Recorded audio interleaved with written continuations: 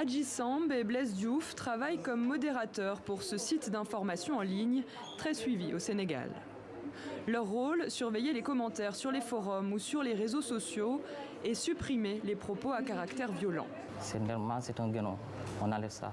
Une violence verbale accrue pendant la campagne électorale.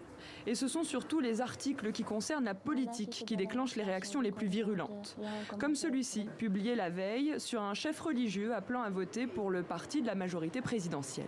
On a 270 commentaires.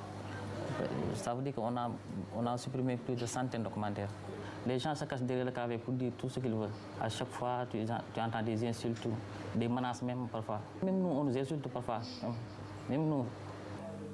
Jali Badiane a elle aussi été victime de cyberharcèlement. Activiste, elle est cofondatrice de cette plateforme citoyenne créée en 2018. Pour elle, le niveau de violence sur les réseaux sociaux a explosé depuis les émeutes de mars 2021. Ça, c'est une affiche. C'est moi la vache folle. À cette époque, son nom et son numéro de téléphone ont circulé sur les réseaux sociaux. Jali a reçu plus de 300 messages d'insultes ou de menaces.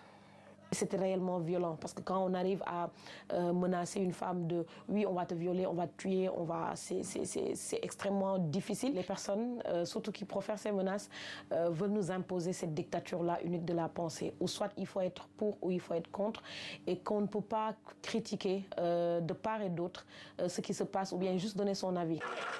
Violence verbale, mais aussi physique. Les émeutes de mars 2021 se sont soldées par la mort de 14 personnes. Puis le 17 juin dernier, lors d'une grande manifestation, 3 personnes ont perdu la vie.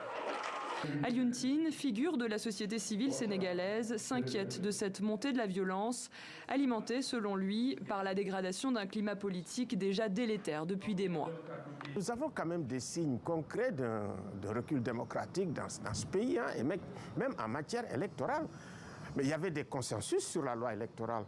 Mais il n'y a pas eu de consensus sur la loi sur le parrainage qui a créé énormément de problèmes. Si vous avez la perception que le Parlement ne marche pas, on compense les défaillances de la démocratie. C'est ce qui arrive avec la violence verbale. Il y a une véritable violence.